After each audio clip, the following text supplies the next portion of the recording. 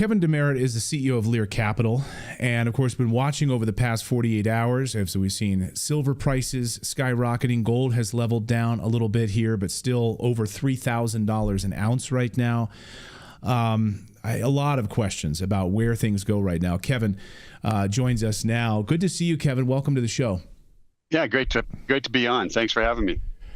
So regardless of where people come down on this, it seems clearly, maybe at a high level, Kevin, we can just talk about this at a 30,000 foot level. It seems like globalism is dead here. Like Bill Clinton's dream has finally been crushed. Like we're going to outsource all of these American jobs. We're going to get all these cheap Chinese goods. We're going to send uranium to Russia, uranium enrichment to Russia. All of our mineral production, you know it better than anyone. We're going to send it to Canada. We're going to send it everywhere else but here. And we weren't expecting a huge problem. Is globalism dead?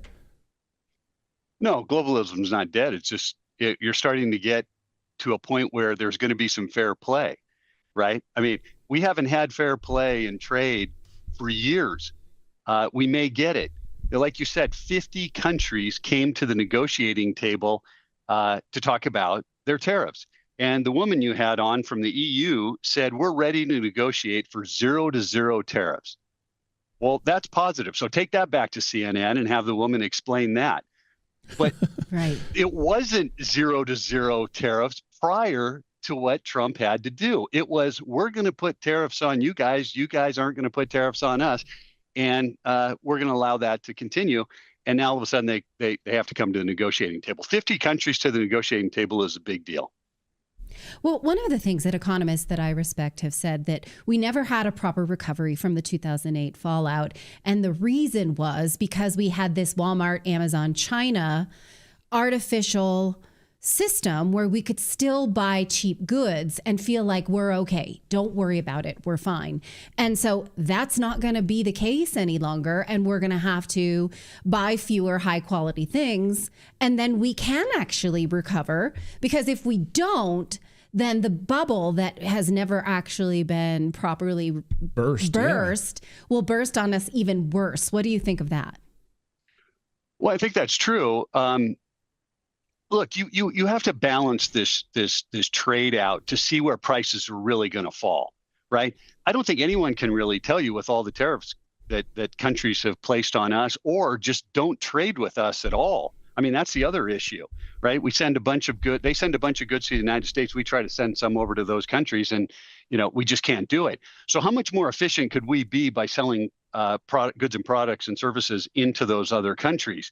I think there's a lot of this, but the people that are out there talking about, how negative this is and look what it did to the stock market.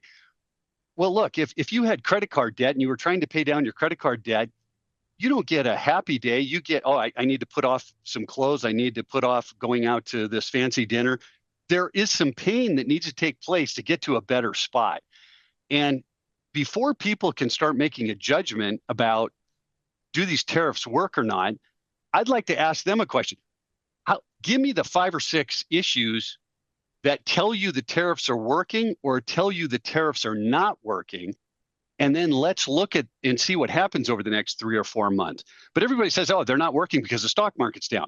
How about, hey, look, if we see a shrinking trade deficit, or we see an increase in manufacturing here in the United States, or we see reshoring announcements like we've seen job growth in some of those tariff areas, or we see an increase in tax revenue because of the tariffs. Or how about this one? 50 countries come to the bargaining table and say, hey, we want to negotiate with tariffs.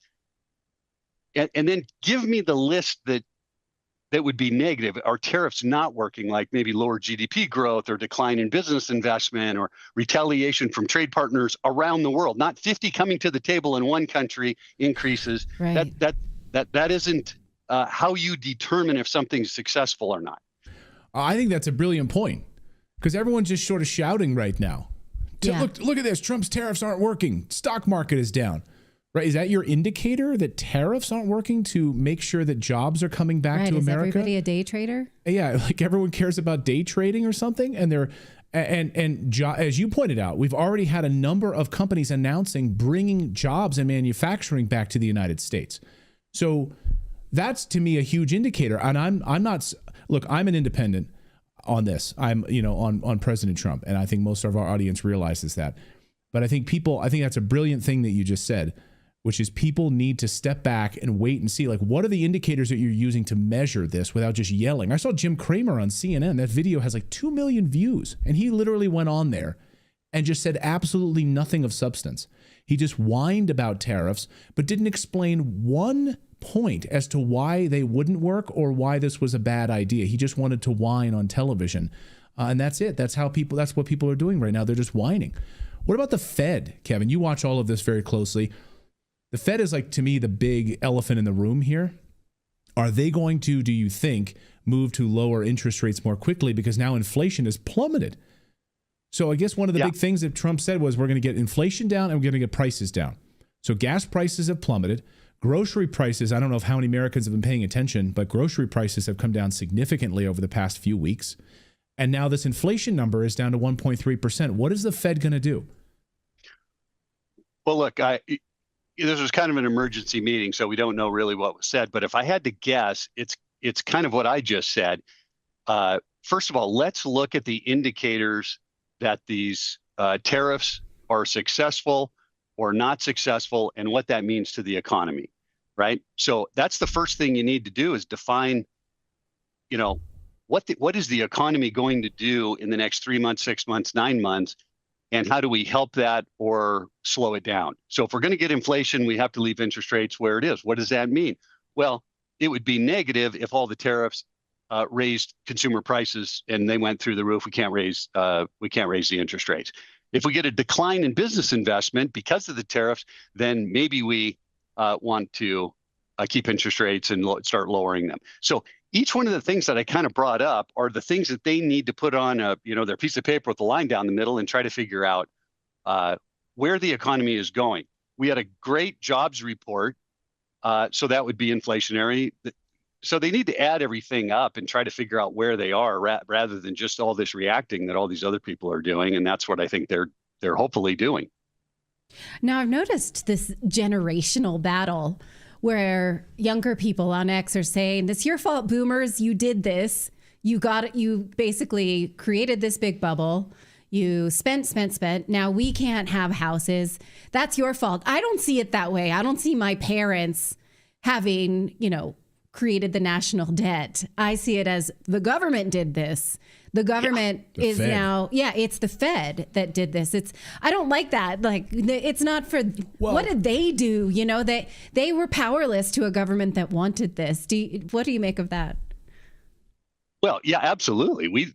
They didn't do this. The Fed and the government spending did this, right? We couldn't get government spending under control if our lives depended on it. And starting with Greenspan, we started with quantitative easing back when the dot-com bubble fell, or when the NASDAQ fell, and it never really stopped. So we just keep spending way beyond our means. I mean, in 2008, we had an $8 trillion budget deficit, which was reasonable based on GDP. Now we're at 36 trillion. I don't think the baby boomers caused, an 8 trillion to a 36 trillion increase in government spending and a deficit that large. Right. No. Somebody needs to put a stop to it, and hopefully we'll find a lot of waste in government, and Trump can fix that. Yeah, the baby boomers were the Bill Clintons in that generation, which offshored all of these businesses, put them overseas, cut manufacturing. 90,000 factories since the 1990s have now closed in the United States, and we have no manufacturing base here anymore at all. Right, but the average boomer was an unwitting participant in that. They didn't have your mom say. Your mom is not to blame, right? But Bill Clinton is to blame. And look, we have higher paying service jobs. So even if you took the manufacturing out of the equation a little bit, we would have been okay with servicing jobs. That has nothing to do with it. If you bring in $1 and you spend $3, you're going to be in some serious issues at some point. And that's the real problem. Our deficit going up that high, and we can't balance our trade deficit. We can't balance our budget.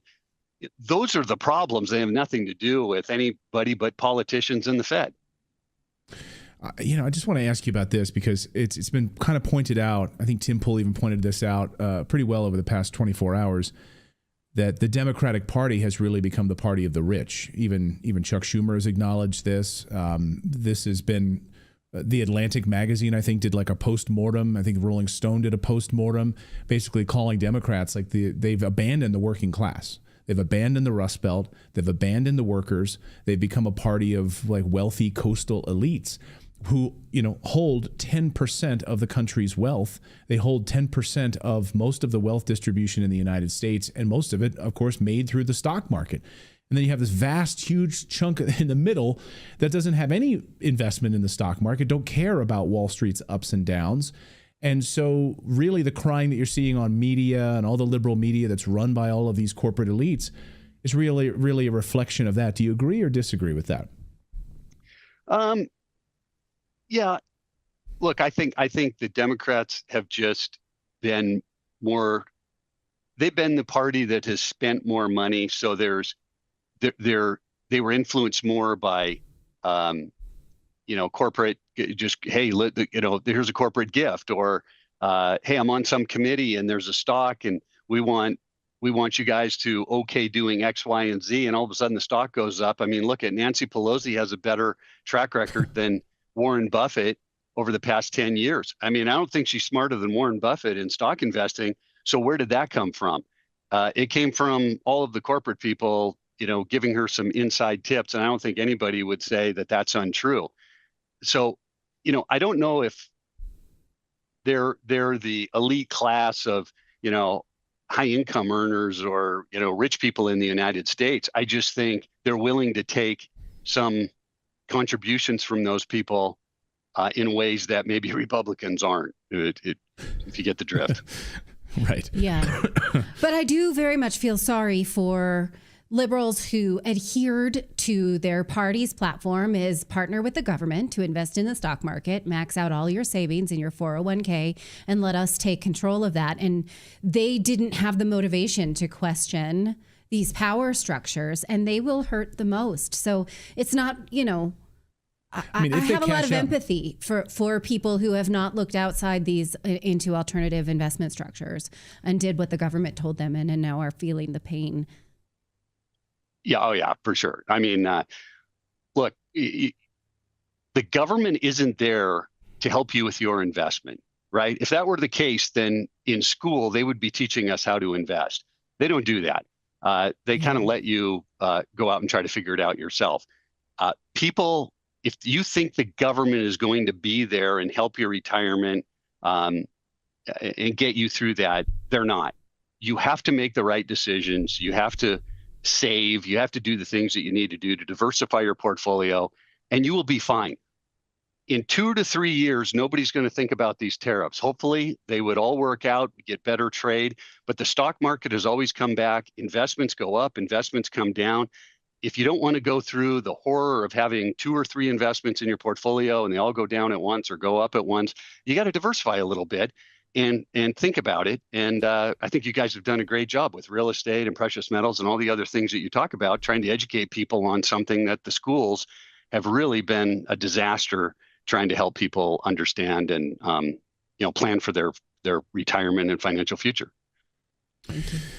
Well, it's going to be unbelievable here in the next few days. You're going to continue to watch all the media meltdown over this. But I think we need to watch and just sort of sit back and study the data here. And actually, I think what you said was really brilliant about watching the data points and, figuring out how do we measure the success or failure of these tariffs. So we'll be watching it closely, and we're going to see which other countries now come to the table before this April 9th deadline. But we've got 50 of them. I think maybe 52 as of our show today. So we'll continue to watch it. Kevin DeMeritt, great to see you as always. We really appreciate it. Yeah, great to be on. Thanks, guys.